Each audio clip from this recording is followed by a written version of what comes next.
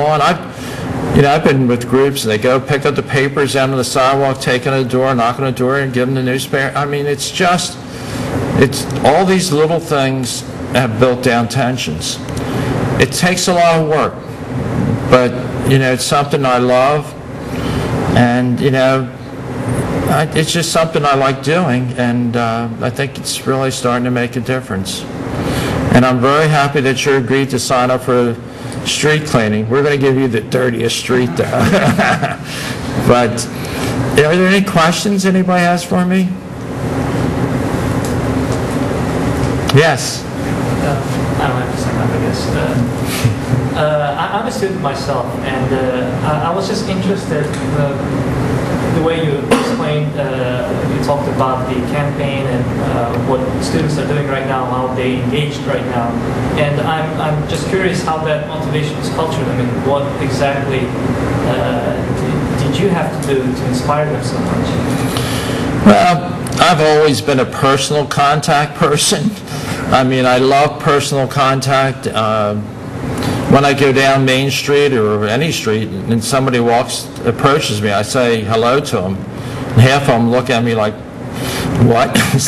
But I don't know. It's just, it's the way I was raised. It comes natural to me. As a lawyer, I am a lawyer.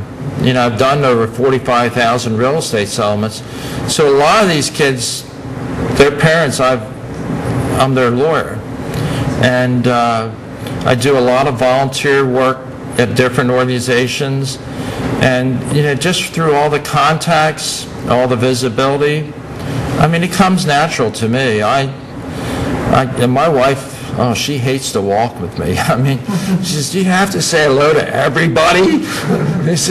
That guy might turn around and follow us home or whatever. But I don't know. My father was the same way. I mean, he was a doctor, an Army doctor, but he was the same way. And my family was from Vincennes, Indiana. And if you go, I don't know about now, but back then when you go back to Vincennes, I mean, they all said hello to everybody.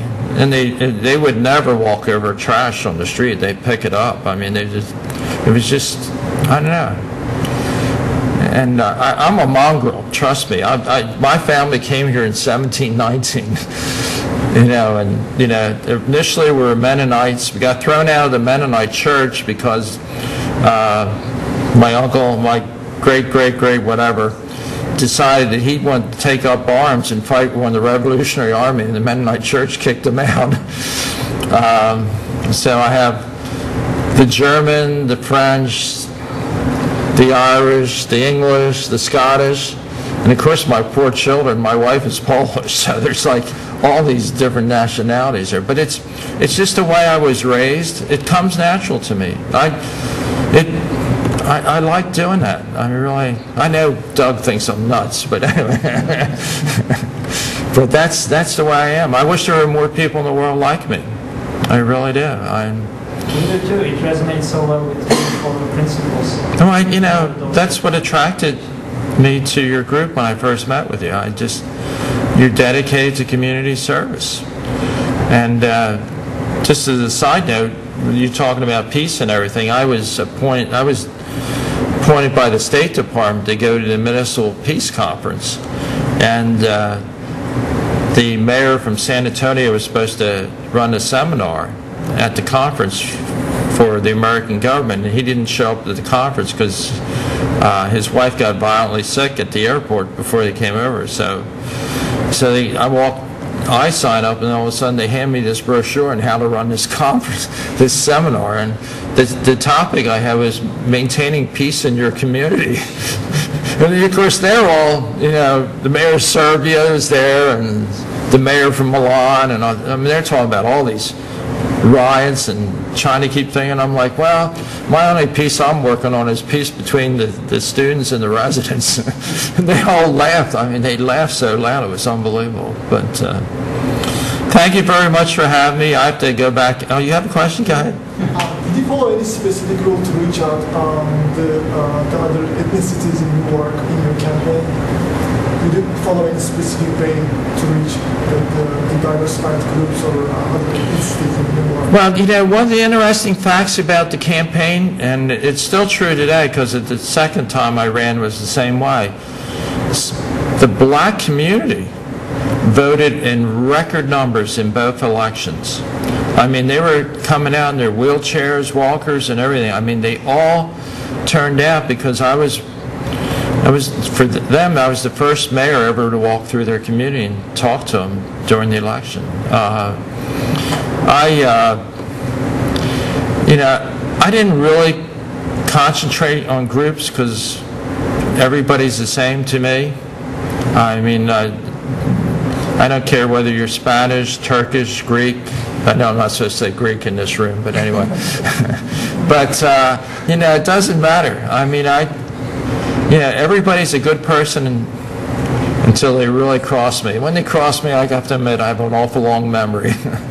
But, yeah, it's just, I didn't really try to do it. And then it didn't surprise me that the black community came out and voted for me because when I came to Newark, I worked summers for the Newark Park and Rec Association, and I was assigned to a playground, a white playground, and you know, the playground director at the black playground was throwing kids off the playground, and I would go recruit them for my track team because I wanted to beat them at the end of the year. And so the next year, as punishment for what I did, I was sent to the black playground to work, which they never had a white person, you know, work at the black playground at that time. And you know, they're relatively poor people in that area. So at the end of this summer, I spent about half of the money I made that summer buying them track uniforms for the tracks.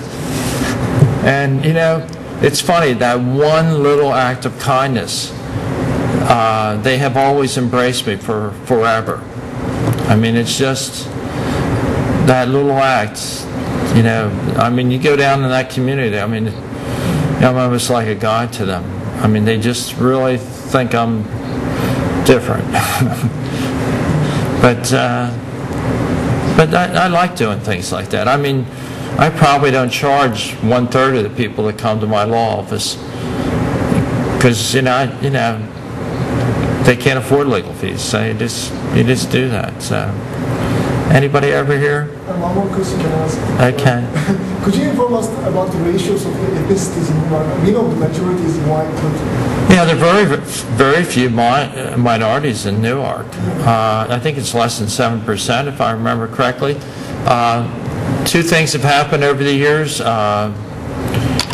know, in the 60s and 70s, the black population got jobs at Chrysler and started making more money and were able to move out of their area into other areas of the county. So that minority group is not as strong as it used to be. And the Mexican population, I mean, they're all within 5 miles of us. I mean, they're all on the Kirkwood Highway. I mean, but in terms of living in the city, because of student rentals, housing's very expensive. I mean, if you're a person looking for a $300,000 house, let's just say $200,000 house in the county, that same house will cost you $300,000 if it's in the city and it's anywhere near the university, because of this, the landlords they're worth more to the landlords. So it's a tough situation. They're going to hopefully redevelop Cleveland Heights, which is down where the auto dealerships are. So we'll have more housing for the low income, but it's hard. I mean, we really don't have, there's not a big piece of land in the city where you can say, okay, now we can redevelop this for low income housing, because there's just no land. That's interesting. Anyone else? You mean I get to go back to the office and make money at my next settlement?